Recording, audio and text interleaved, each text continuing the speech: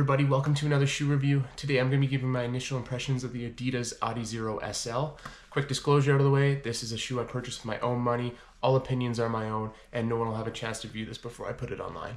Just going over some quick specs of the shoe, this is an engineered mesh upper. There's a decently padded tongue, which is not gusseted on either side, and some really thin laces.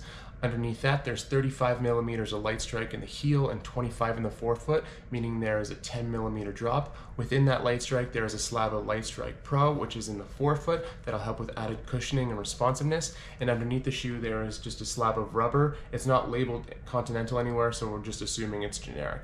So I've been able to take the SL on a couple runs now, one harder steady effort and one easy run.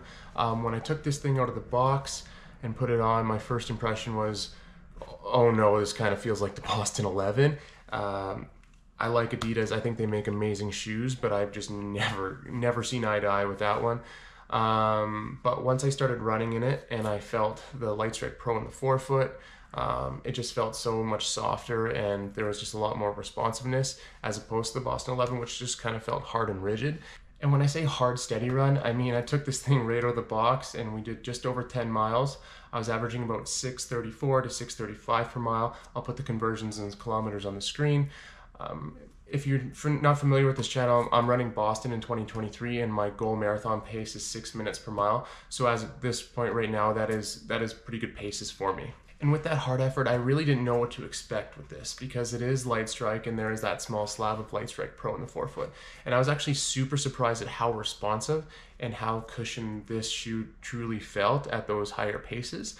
You know, it's not a super light shoe as the name would kind of like imply, but it is quite nice, and I honestly forgot about it on my foot, so I mean props to Adidas. And for the easy run, it was just 6 miles. I was just plodding along, lining forefoot, midfoot, heel, whatever, just kind of enjoying myself out there.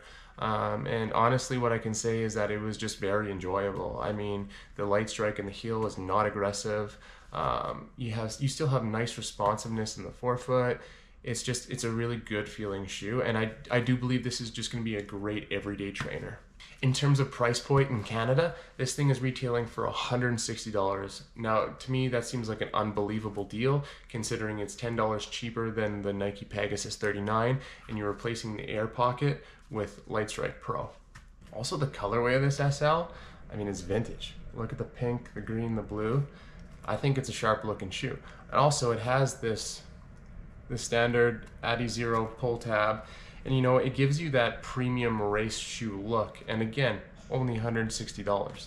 If I was to have any concerns after such a short period of time with this SL, I would say that the midsole is showing pretty significant creasing for only 16 miles. Now, I'm not the most familiar with just standard Light Strike, so leave a comment down below if this is kind of normal for Light Strike or if you've had any experiences with that in the past. Apart from the really cushioned and responsive forefoot, I would have to say another favorite part of the shoe for me would have to be the tongue. Now, it's not overly padded, but it's not thin. It's just really comfortable, even though it's not gusseted on either side. And paired with these race type kind of thin laces, it's just a really nice combination. Typically, you kind of see like as the tongue progressively gets thicker, so do the laces. So it's nice that Adidas chose to keep that thin. The Adidas Adizero SL also runs true to size. The heel counter is quite stout, but it's nicely padded, and I've had no hot spots or blisters. I would say at $160, this is a great daily trainer. And you know, if you're someone that's kind of like wanting to put in the miles and don't know if you're gonna dip into that super shoe category yet, and you don't even know where to really start, but you wanna get a feel for maybe Light Strike Pro, this is kind of a good start for you because you'll be able to understand kind of the feeling and the responsiveness that comes along with Light Strike Pro, but only having the price of an entry-level shoe. So thank you for tuning into another shoe review. If you haven't already, please like and subscribe down below. I'll do my best to get back to every comment. It's pretty easy right now, there isn't too many. But until next time, enjoy.